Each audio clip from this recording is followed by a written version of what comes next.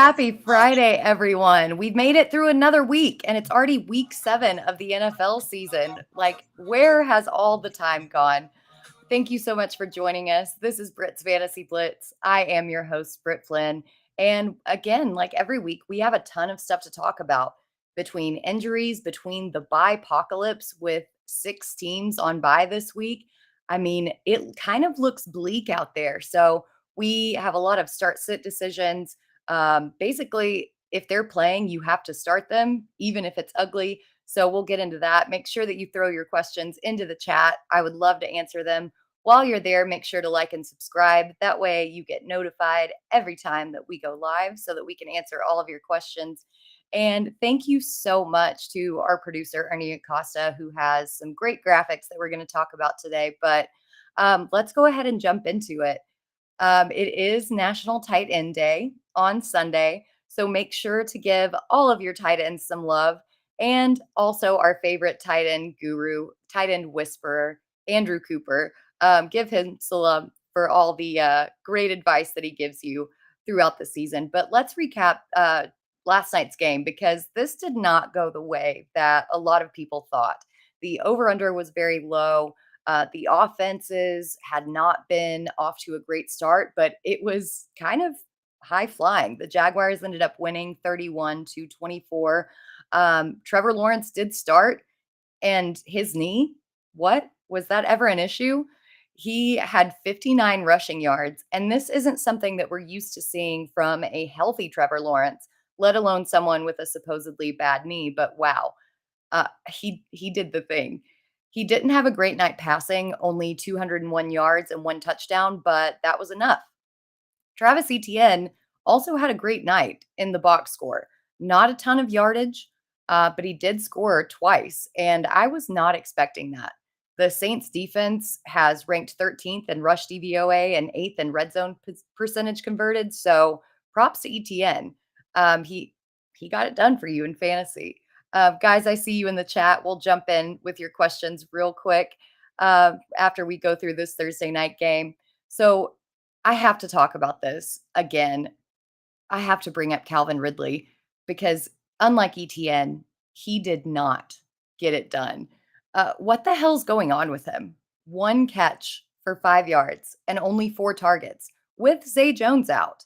I would be willing to put this on the fact that Marshawn Lattimore was in coverage, but Ridley has been so hit and miss all season that I'm starting to think that it's not a coverage issue. I'm going to give him one more shot next week, but if he doesn't get it done then I'm going to have to go to therapy because I've been so all in on Calvin Ridley that it's going to hurt really bad. On the flip side, Christian Kirk was once again the guy in the receiving core. He had 6 receptions, 90 yards, and a touchdown. But it was Evan Ingram who led the team in targets with 7. And this was against Demario Davis, a very tough defense against tight ends. He didn't do a lot with the targets, unfortunately, but it was interesting to see Trevor Lawrence targeting him nonetheless.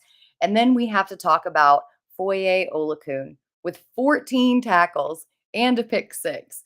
The post-game interview, in case you guys didn't see it, was an absolute gem.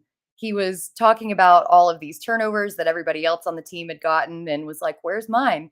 And he finally got one. He said that it was his first pick 6 since high school. And that pick 6 actually sealed the deal. And it was a huge performance from him. On the flip side, with the New Orleans Saints, holy targets, Batman. I mean, I was so pleasantly surprised to look at my fantasy teams and see 30 points from Alvin Kamara. He had 14 targets along with the 17 carries, and he didn't score, but he literally put the whole team on his back last night. Chris Olave also saw 14 targets, but he wasn't able to do a lot with them. He only caught 7 and only had 57 yards. And then you've got Rashid Shaheed, the boomer bust guy, going 4 and 28. Yuck. Not what you want to see, especially during a heavy, heavy bye week. The dreams of Kendre Miller, unfortunately, I think are done. With Jamal Williams back, he had no carries. He only played 3 snaps. It's a bummer, but it's where we're at. And just right on time, Chris Sellers in the chat. My next bullet point was Taysom Hill. Taysom freaking Hill got a touchdown. I will not be taking questions at this time, and I refuse to acknowledge his existence for fantasy because doing dumb things and putting him in your starting lineup and getting rewarded, you shouldn't be. So that was just pure dumb luck of the draw. I will not acknowledge Taysom Hill. I refuse it. Um, Foster Moreau, the other tight end, on the other hand, dropped the game tying touchdown pass. He just looked forlorn on the sidelines. It was a tough scene. And then Derek Carr. We have to talk about Derek Carr and his kind of outburst throughout the game. It wasn't just one outburst. You could see him just kind of losing his mind over everything. Um, whose fault is it though, Derek, when you overthrow a pass? So my question to the Saints is it at least time to consider starting Jameis Winston over Derek Carr? I don't know if it's the shoulder. I don't know if it's the system, if it's the accuracy, but something does not look right.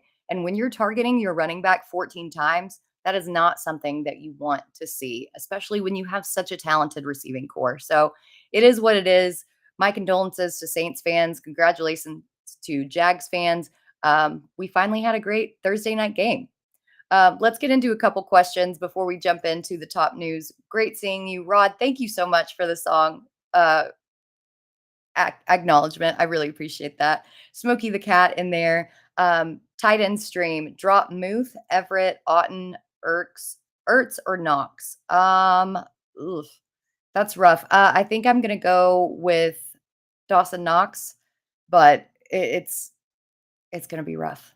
It's gonna be rough. Best of luck to you. Hello, Albert. Great to see you. Let me see if I can scroll back up here. Good morning, Mr. Scampers. Rod is also asking Kittle, Pitts, Craig Reynolds, Wilson Jr. need a tight end and a flex. So I'm going to go with Kyle Pitts on this one.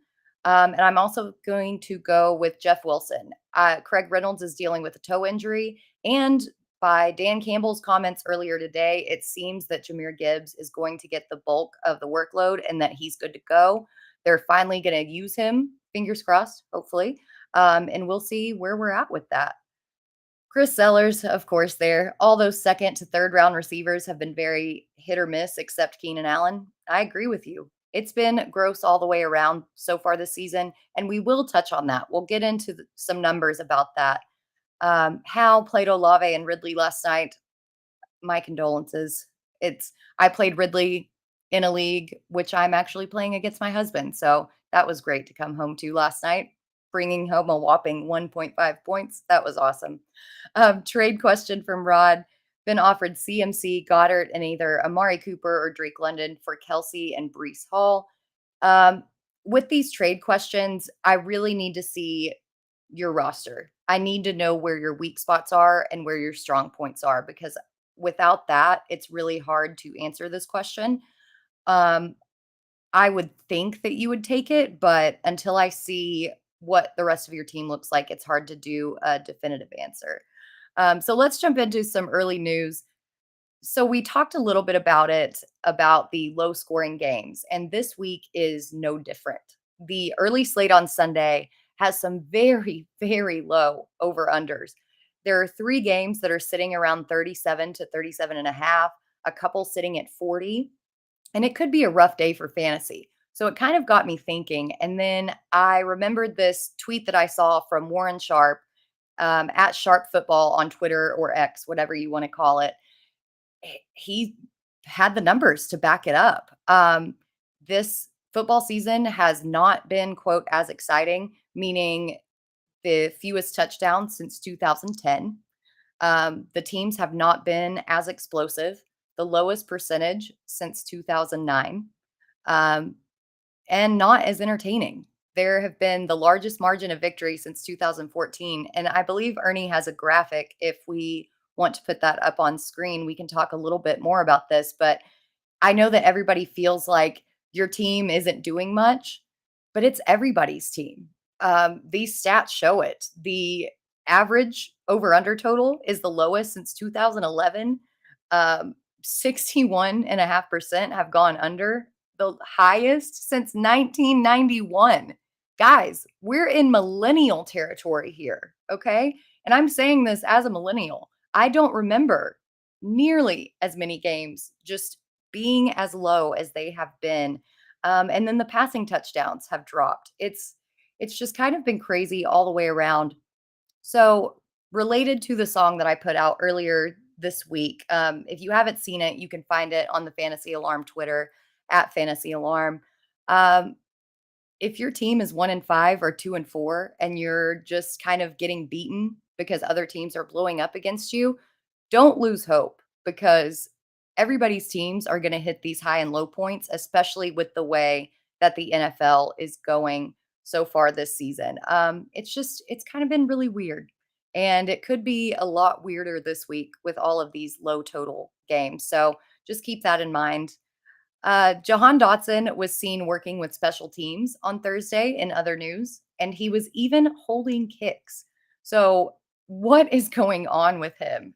We talked a little bit about it last week that Curtis Samuel has kind of become the de facto wide receiver two in this offense.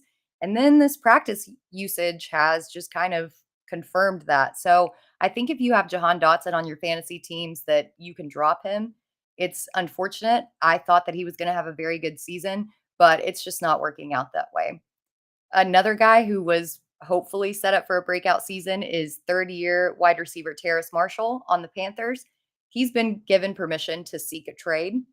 We'll see how that goes. If he ends up, sometimes you see players who don't do a lot and then they end up on another team and blow up. So hopefully he can land somewhere where he is productive because he is a very talented receiver. Saw him play at LSU with the likes of Jamar Chase and Justin Jefferson. So hopefully he lands where he needs to land to become productive. And in some popcorn news, Chiefs punter Tommy Townsend played through an injury last week. And today, Andy Reid was asked who the backup punter was and what their backup plan would have been if Townsend could not have played. And they revealed it was Patrick Mahomes. Why? Just why? Your $500 million quarterback is also your backup punter. Please tell me that you have a better plan than Patrick Mahomes to actually kick a punt. This had to have been a joke, but it's still something that's very interesting and just kind of weird in the whole football situation and NFL depth chart situation. So let's jump into a couple more questions before we go into injury news. As always, I'll give you a chance to grab your pen and paper. Hal says 14 team Superflex projected to win without a quarterback. You have O'Connell, Walker, Malik Willis, Fields, and could add Hoyer. Would you add a backup that could score without an injury? Yeah, I would. As far as Brian Hoyer goes, it actually did break today, and this is going to go into the injury news, but Josh McDaniels hasn't named a starter yet, but he said that he will after practice today. So we will get a little bit more clarity on that. GT Sport, great to see you. How do I feel about Devontae Adams the rest of season? You know, I was out on him going into the year because I did not trust Jimmy Garoppolo, nor did I trust that offensive line. And that's why Jimmy Garoppolo is dealing with a backup or a back injury because that offensive line could not protect him and they could not take care of him. It's very hard to get the ball downfield when you don't have time to throw it. And that's where I think that we're at. That's why Josh Jacobs is getting targeted so much. That's why Jacoby Myers is getting targeted so much. Garoppolo doesn't have enough time to throw it. And to me, that's a problem. So I'm a little bit nervous about him. I think he's actually a sell high candidate if you can, or sell low candidate if you can get something for him just on name recognition. I would try to do that. Rod asks Mahomes, Amon Ra, Devonta Smith, Palmer, Osborne, D Hop. There's a lot of people here. Moss Hall. I think this is related to the trade question from earlier. Yeah, I think I would do that trade. I think you're getting some key pieces, and the Jets also have some problems along their offensive line. So we don't know how long Brees Hall is actually going to do as well as he's been doing. Um, I think that's where we're at. So if everybody has their pen and paper, let's run through these injuries because there are a ton. So as I mentioned earlier, Jimmy Garoppolo has already been ruled out. Josh McDaniels hasn't named a starter, but will after practice today. I will say if it's Brian Hoyer, I'm a little bit more bearish on Josh Jacobs because I like the checkdowns that Aiden O'Connell provides to him. He got 11 targets when Aiden O'Connell got his first start in week 4. If it's Brian Hoyer, I think that he might have a little bit more confidence to throw it downfield. And so we'll just have to wait and see on that. On the other side, Justin Fields is doubtful to start, leaving rookie Tyson Bagent. And I'm sure you guys have all seen that his dad is an arm wrestling champion, and that if he didn't make it in the NFL, that he just wanted to be a CrossFit guy and a teacher. It doesn't really make me feel very confident about anybody on this Bears team. But again, with all the buys, if you've got DJ Moore and you've got to start him, hey, that's where we're at. More quarterback injuries because they just keep coming and will not stop. Deshaun Watson is back at practice and is throwing, which is good news, but he's still questionable to get the start against Indianapolis on Sunday. Daniel Jones has also been practicing, but is limited and in a no contact jersey, so it's uncertain if he'll suit up. If it is Tyrod Taylor, I actually feel a little bit better about the wide receiver options and even Darren Waller going into this matchup, because I think that Taylor spreads the ball around a little bit more and isn't as willing to take off and run with the ball as Daniel Jones is. So we'll have to wait and see how practice shakes out there today. Running backs.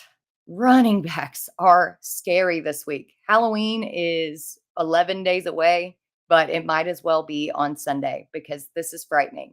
In Detroit, David Montgomery's been ruled out.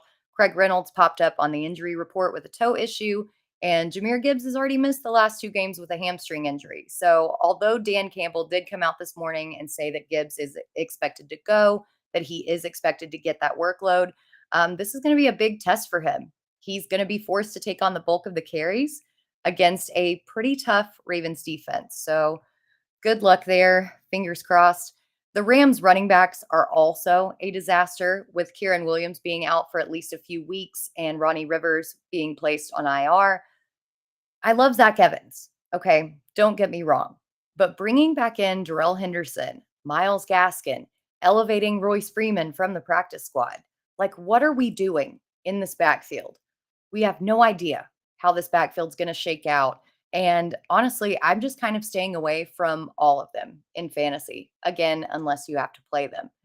Roshan Johnson from the Chicago Bears is still in concussion protocol, so his status for Sunday is really up in the air.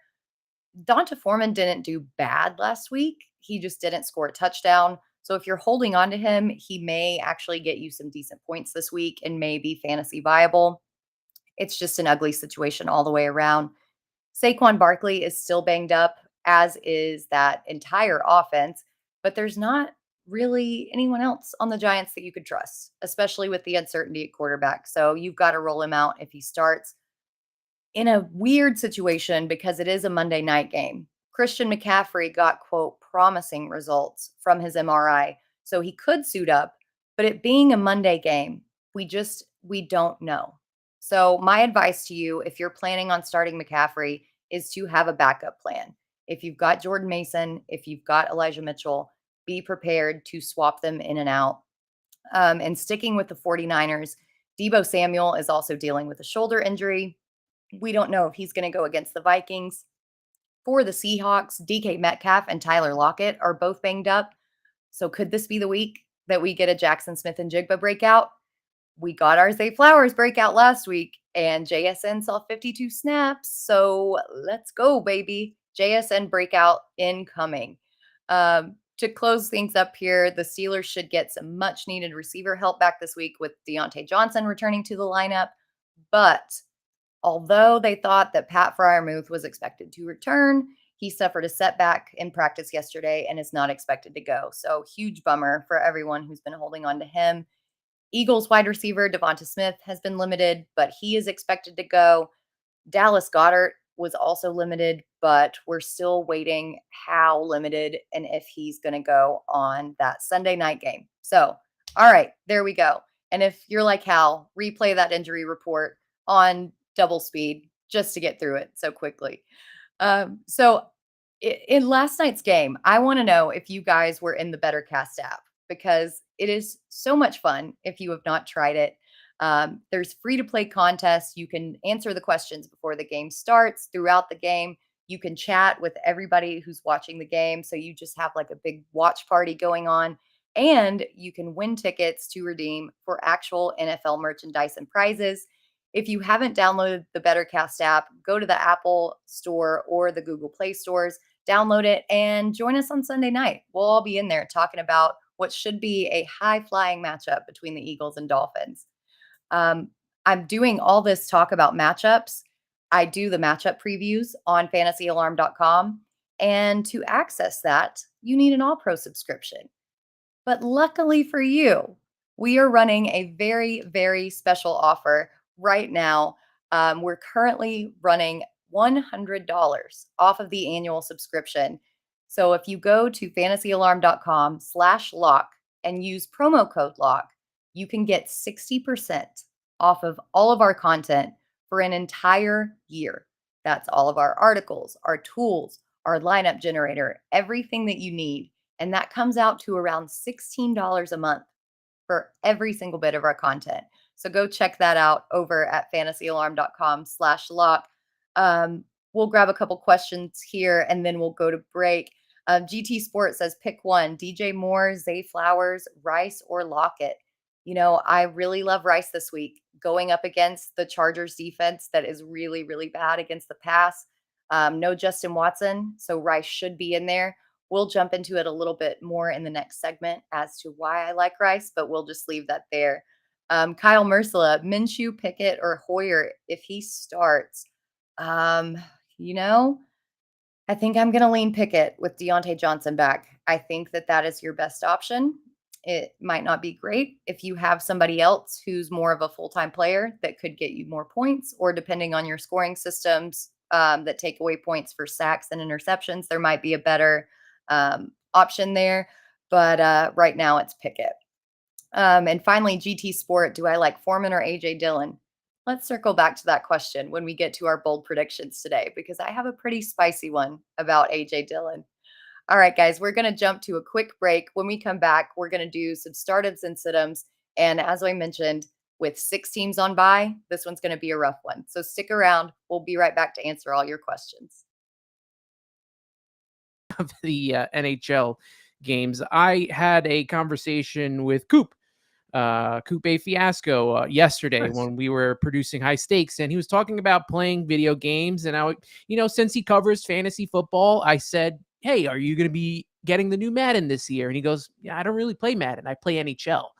And that tells you, and it really does, that I do feel that the NHL game is better than Madden. I feel like Madden is overrated. The NHL game is so realistic. I don't know if you guys saw the trailer and all the new additions that they added to this game, but it really looks good. I tried finding all the games that I had of NHL, and I thought I had a lot. I only have 4 of them. And that's because I used to live with my my roommate and good friend who got me into hockey, and we would play most of it in his house. So he has most of the games, but I do got 21. There you go. I got NHL 18. We got Connor McDavid up there. NHL 12, I think, was the start of the new consoles for me. But the big one, the holy grail of NHL games, NHL 94 for the Sega Genesis, right there. Look at that. Look at that beautiful cover. Look at it. Looks like a VHS tape. That's how good this game was. No, let me stop you right there. So people, VHS tape, if you don't know, it's this like rectangular black plastic with the magnetic tape on the inside. Tape's this big. You put it in something called the VCR. For a little while, there was something called Beta. It didn't last too long. Look at this cartridge. I mean, they're not cartridges anymore. They're either discs or those little memory cards. But man, that thing is thick, right? And you don't even need a cartridge or a disc anymore. You can buy the digital version. And then you got Ron Barr on the book. I mean, he used to be always in the intro telling you about the team and what was going to be happening in the game. So NHL 94 is by far my favorite game, sports game. I love that game.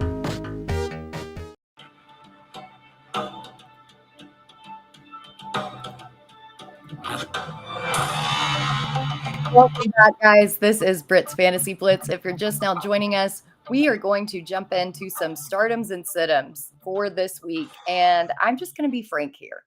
We know it's week 7. We know that there are a ton of injuries. If you have someone on the sit-'em list, and I have a frog in my throat, so excuse me. If you have someone on the sit-'em list but don't have anyone else, don't scramble to find some jag on the waiver wire who could put up 0 points. You start who you have as long as they get the snaps. And as I mentioned at the start of the show, if it makes you feel better, I'm playing my husband this week and had to start Calvin Ridley last night. So there we go. This is just a guide if you have some options. Obviously, if you don't, you're plugging them in your lineup. So let's talk some matchups. First on the stardom list, it's Amari Cooper against the Indianapolis Colts. I'll own this L, okay? I told people last week that I was not touching anyone from the Cleveland Browns in any format whatsoever. The over-under was low. They were going against San Francisco, but I was proven wrong. Cooper looked absolutely phenomenal, even with a backup quarterback in PJ Walker, and he made me eat my words. So, excuse me, he's looking like he's quarterback proof in this offense. Next up, we're going to talk Rashee Rice, and we did have a question about this before the break. So not only is this over-under juicy, but the matchup is juicy. And Rashee Rice is the wide receiver 1 in that prolific Kansas City offense. And people are still sleeping on him. He was in my waiver wire article over at fantasyalarm.com this week, and he was available in 70% of ESPN leagues. Like, how? He scored double-digit fantasy points in 4 of the last 6 games. And his red zone usage is huge. And with Justin Watson out, he's going to get even more snaps and not just be that package player. So he is set up for a huge week. Another guy that I like is Jerome Ford.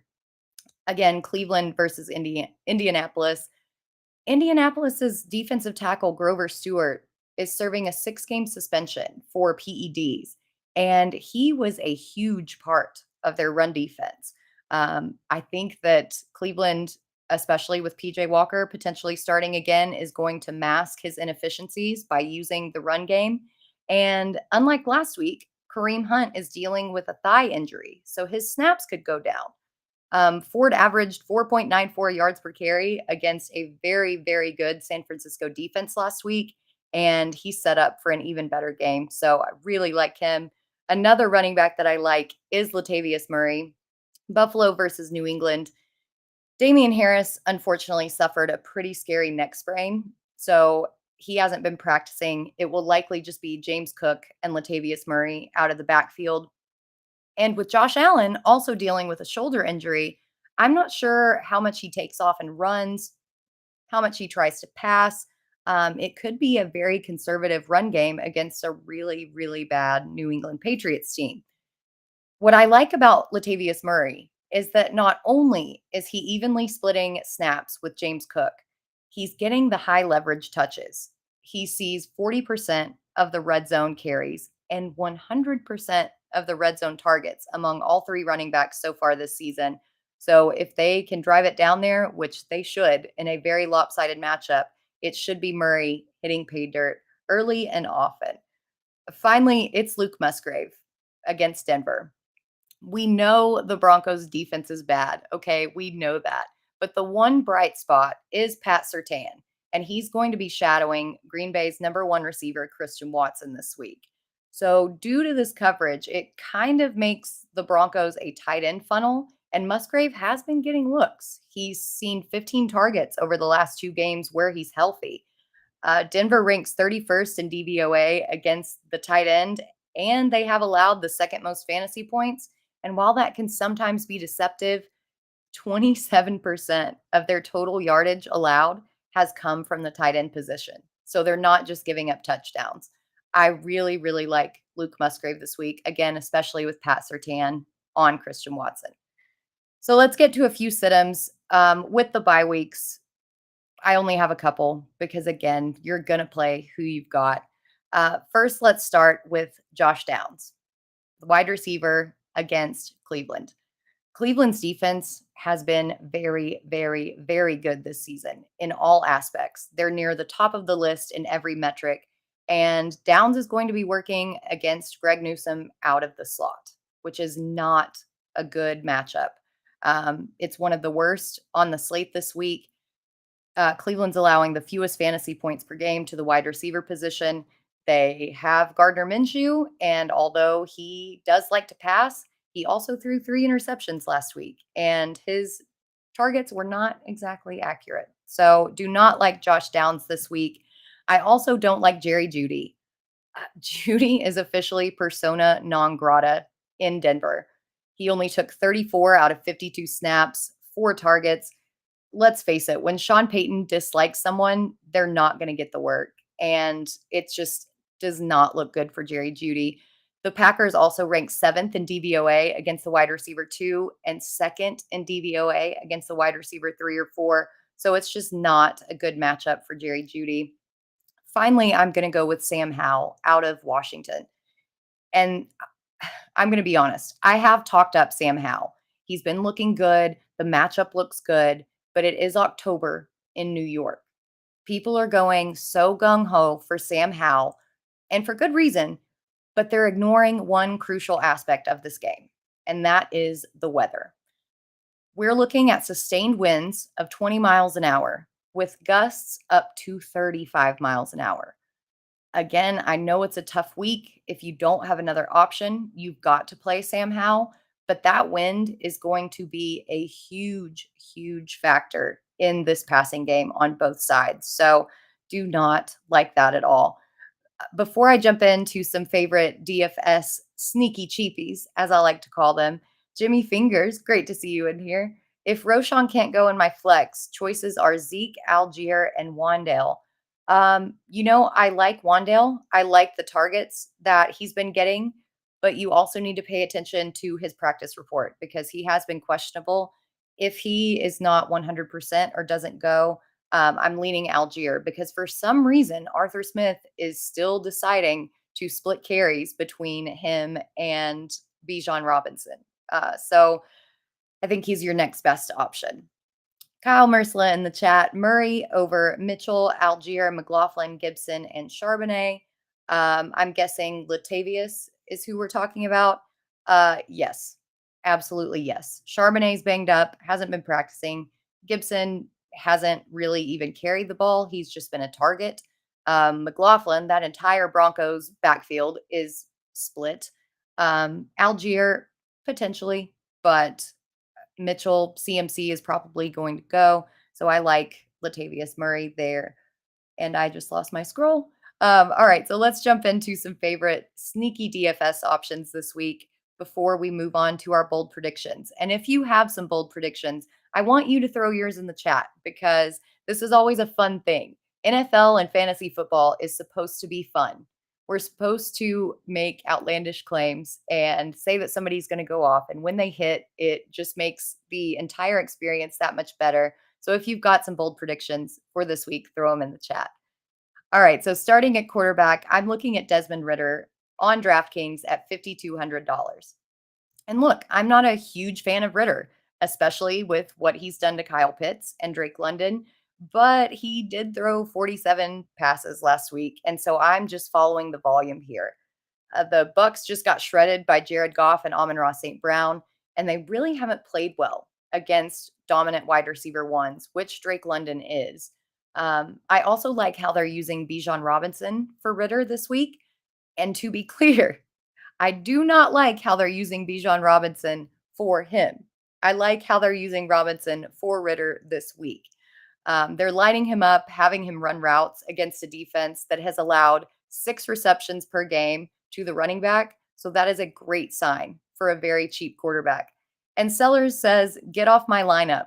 You know what? We haven't even talked about this yet. So I don't know how I can be on your lineup when we haven't even spoken about it.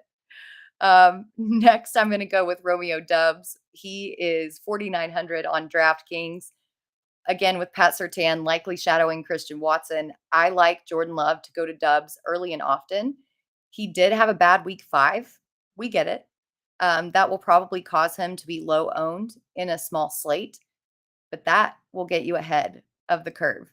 Denver ranks 31st in DVOA to the wide receiver 2. So yeah, it's a Doubs day. Next up, we've got Curtis Samuel, $4,000 on DraftKings. And we did mention the wind with Sam Howell. So I'm not going to discount that, but that still doesn't mean that Curtis Samuel won't have value. The Commanders are going to have to throw the ball. They can't just go full on Navy and pass 3 times like Bill Belichick did a few years ago against the Buffalo Bills. But the throws aren't going to be deep. But that's perfect for Curtis Samuel. He's averaging just 7.1 yards per target, and those short little passes are going to add up, especially in PPR formats. So I really like him for his price. Again, a lot of Latavius Murray talk. And yes, he is in one of my favorite sneaky cheapy plays. So we mentioned him in the starts, but let's just hit on him again here. New England is giving up the 14th most fantasy points per game to the running back position, but they're also allowing over 5 receptions per game. So with Josh Allen potentially hobbled, a very positive game script, all of that red zone usage and high leverage touches that he's getting, I really like Murray to take over here. And as a good cheap option, that lets you squeeze in some higher valued players who should really go off, like hint, hint, Cooper Kupp. All right, let's move on to the week 7 bold predictions. Drum roll, please. So it's the moment you've been waiting for. And I hope that you guys have your predictions ready in the chat so that we can talk about them. But let's go through a few of mine, and some of them might surprise you. So number 1, and we mentioned A.J. Dillon earlier. My first one is that A.J. Dillon goes for 2 touchdowns against the Denver Broncos. The Broncos defense is garbage. They rank last in rushing yards per game, rush yards per attempt, fantasy points allowed to the running back, etc., etc., etc. Aaron Jones, unfortunately, still isn't at 100% even after the bye week. So in goal line situations, especially, I think it's going to be Dillon who gets the work. They're not going to put a lot on Jordan Love here. I think they'll probably try to establish the run, and A.J. Dillon looked pretty decent against the Raiders. So 2 touchdowns. Let's book it.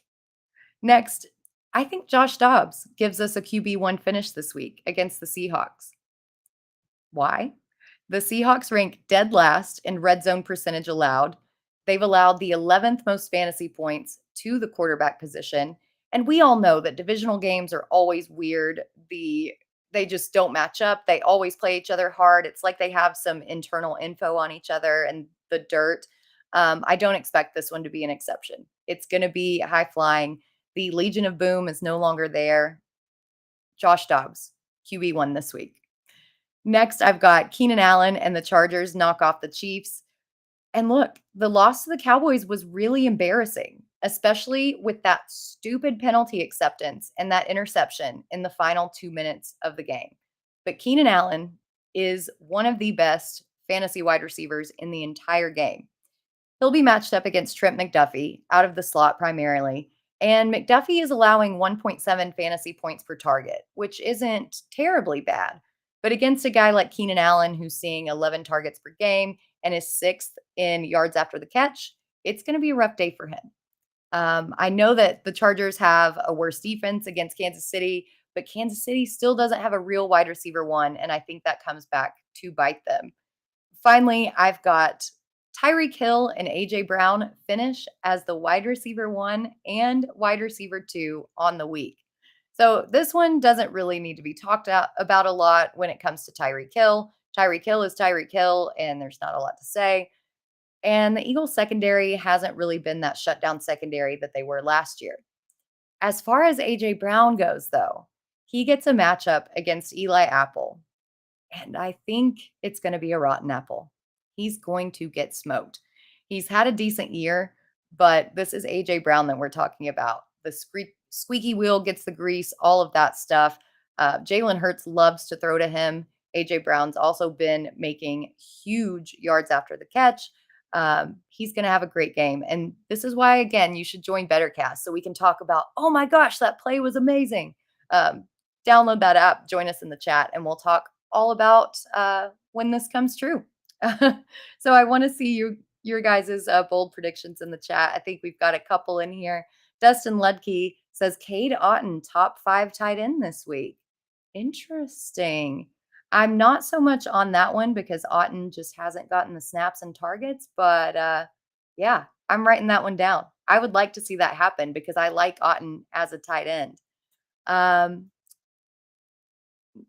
Hal Ford, 2+ touchdowns. Jeff Wilson will be in the lineup that takes down the biggest GPP.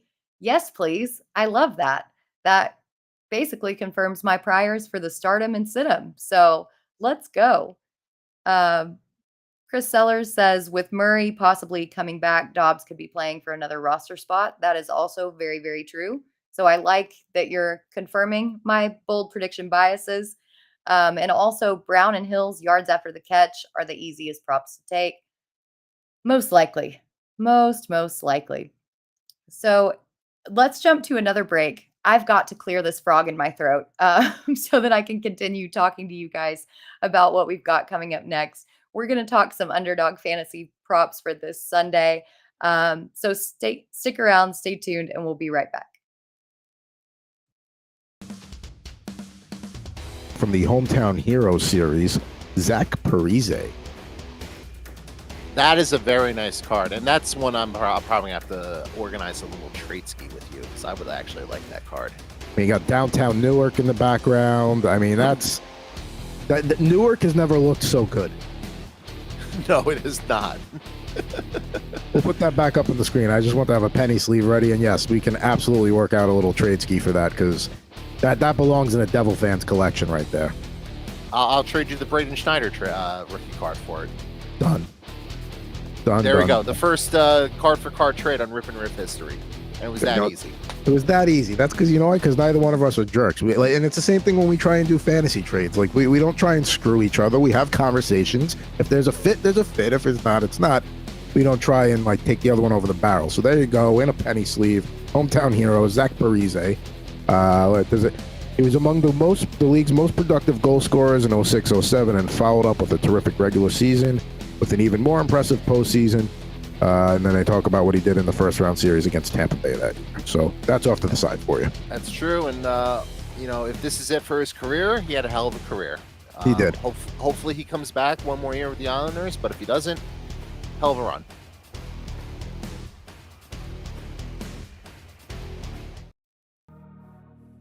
The Bears have to be one of the most inept franchises of any sport I've ever seen in my entire life. And they share the city with the White Sox, who are also inept. That is how bad the Bears are. I just don't understand how you can go your entire existence and the quarterback that wins you a Super Bowl is Jim McMahon. You couldn't find anybody else. They don't have a good history with quarterbacks, but they let him be the quarterback for a long time, too. Deshaun Watson and Patrick Mahomes right there. Mm-hmm. And you drafted Mitch Trubisky. They were right there. There's a lot of pain in being a Falcons fan. The Bears are one of the teams I could argue they might have it worse, and they have a Super Bowl. And when the best quarterback in the past 50 years is Jay Cutler, you have a problem. That's so funny that you just said that. We were talking about Jay Cutler the other day, me and my friend, and I was like, yeah, he was on, because we were watching the Colorado Rockies game against the Giants, and it looked like he was behind the thing. I was, he played for Denver most of his career. We looked it up. Chicago let him be their starting quarterback way too long.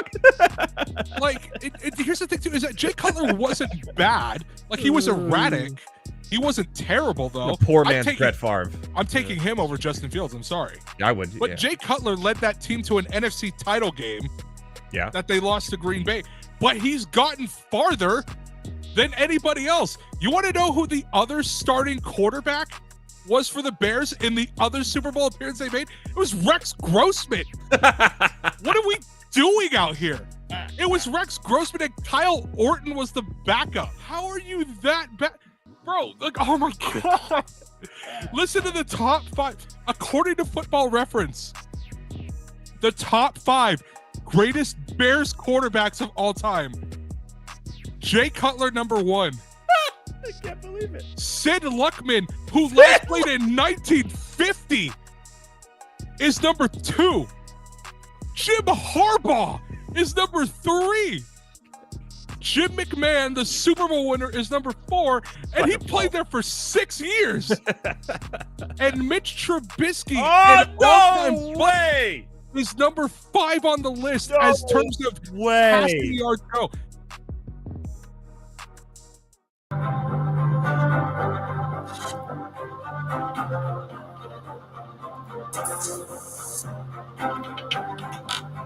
Welcome back, guys. Thank you so much for sticking around. We're getting close to the end of the hour, and we've still got a lot to talk about. We do have a couple questions in the chat before we move on to this next segment, so let's just jump right into it. The bye weeks have hit hard. Kyle in the chat, great to see you, Kyle. Trying to bring my team back to life. What do you think about this trade? Lamar, Ford, Madison, and Michael Thomas for Swift and Tyreek Hill. In a 12-man full PPR league, would have to stream quarterback. I think you're giving up too much for Tyreek Hill, because I'm not that sold on Swift either. I'm just, the way that injuries are hitting quarterbacks, especially streaming them, is a very, very dangerous game. I would hold on to what you have. I'd be interested in seeing on who else is on your team and what other trades that you can make without giving up so much. I know that Tyreek Hill, again, is Tyreek Hill, but it just seems a little rich for my blood. Bandito, pick 3. Brian Robinson, Raheem Mostert, Isaiah Pacheco, and Jahmyr Gibbs. I really like Brian Robinson. Again, the wind in that New York Commanders game is going to be really, really tough. So I think this game runs through the ground. Going to be Mostert for me. And then, I'm going to go with Gibbs. I believe in Gibbs. I still think that he has what it takes. They would not have drafted him as high as they did if they didn't believe in him. And then Dan Campbell also said today that he could have gone last week if they didn't have another option. So take that for what it's worth. Could just be coach speak, but I really think that Gibbs finally has a breakout this week. So if you are new here, or if you're not, you know that Britt's Fantasy Blitz is sponsored by Underdog Fantasy. And Underdog Fantasy offers new contests and chances to win every single day. I joked last week that I was on a little bit of a cold streak, but I took down an Underdog lineup last night. It was, if Ernie wants to pop that on the screen real quick, we do have a picture of it, but you can play their pick'em contest by choosing higher or lower. Yeah, using 2 to 5 of your favorite players' stats. The more you pick, the more you can win. And as you can see, all 5 of these were correct. Underdog Fantasy also offers daily drafts with leagues ranging from 2 to 12 players. And there is a brand new way to play Underdog Fantasy. You can make picks during the game with the in-game pick'em. So all you need to do to get involved with Underdog Fantasy is sign up at fantasyalarm.com/underdog, use promo code ALARM, and first-time depositors get a 100% deposit match up to $500. Yes, you heard that correctly. $500. That's for a limited time only. So again, go to fantasyalarm.com/underdog, use promo code ALARM, and take advantage of that super awesome deal. Underdog is also giving away $2 million this NFL season by introducing $100,000 Sundays. Each week, a $100,000 plus pot will be up for grabs for those who submit a pick'em entry with the designated player. This week is Mike Evans with his stats set at 56.5 total yards. He's hit that in 3 out of his 5 games, and I think he goes higher than that this week. So take that for what it's worth. You can choose to fade or follow, but of course you want to make your picks before the game too. So let's talk about a few that are available for week 7. First, Mark Andrews, 54.5 receiving yards. I'm going higher here. He's hit higher than this mark over the last 3 games. The Lions have also given up the 7th most points to tight ends this season.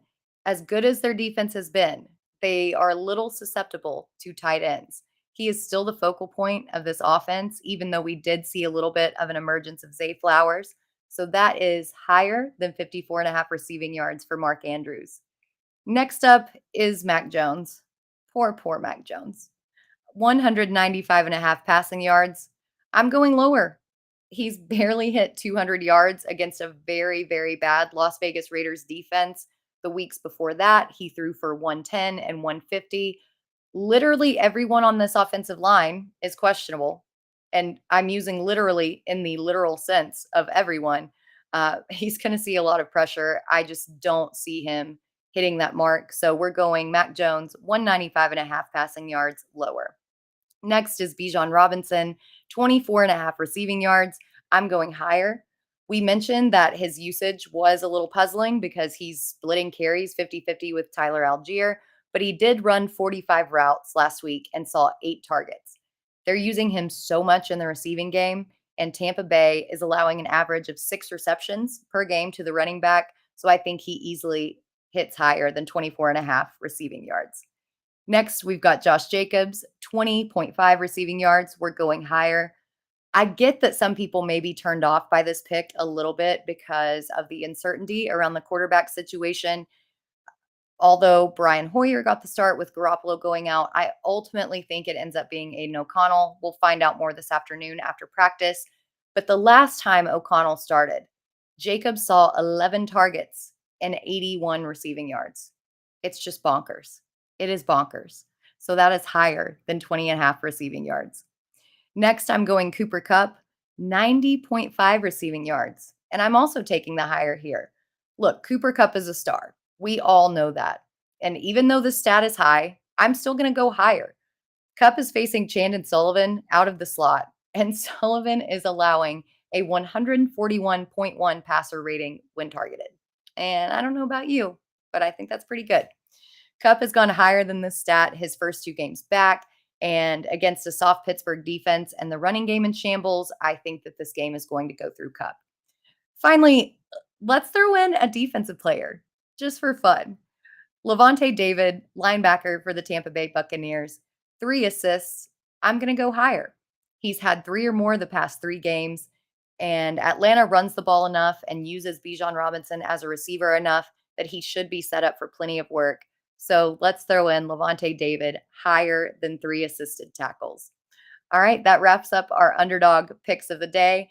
And again, if you missed the link to sign up for Underdog, go to fantasyalarm.com/underdog, use promo code ALARM, and first-time users get a 100% deposit match up to $500. $500.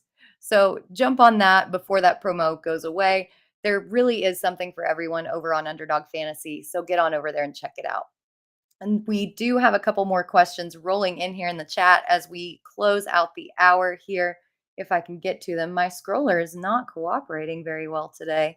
Let's see. So I've got George, half PPR, Christian Watson, Devontae Adams, or JT. I'm going to go JT here.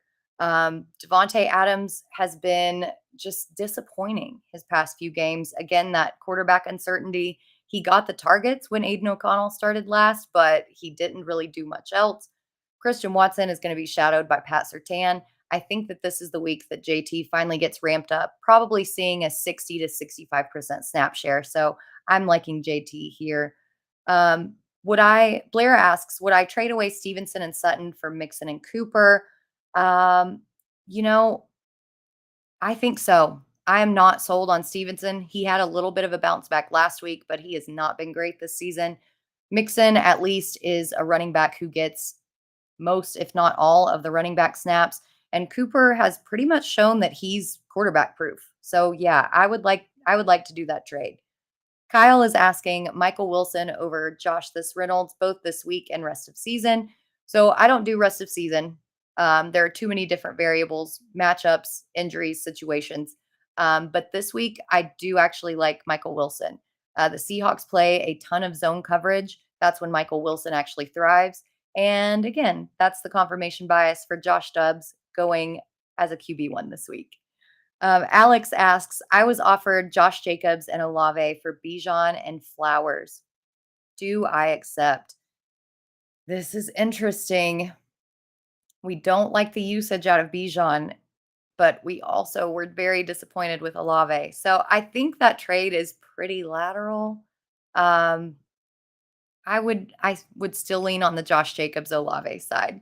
So I think that those are the last questions. Sellers in the chat picking up Levante David against me. Of course, I have to play my husband in week 7 in the bye-pocalypse with so many teams on bye. Just rub it in a little bit. Guys in the chat, if y'all want to talk some trash to Chris Sellers, please do. Because that is just unfair. So if you have any last minute questions, starts, sits, trades, anything like that, please throw them in the chat because we are wrapping up the show. We do have some upcoming shows always to get you ready for your Sunday matchups in this bipocalypse. On Sunday mornings at 9 a.m. Eastern, you can check out myself and John and Pemba on the Start Sit show, followed by Howard Bender and Andrew Cooper on Sirius XM at 10 a.m. Eastern. And finally, Coop and Mpemba at 11 a.m. Eastern to tie everything together. You can also, again, my scroller is not working today. I apologize, guys. It's normally the Front Yard Fantasy Game Show. They are on a hiatus this week, but they will be back next week, so don't fear.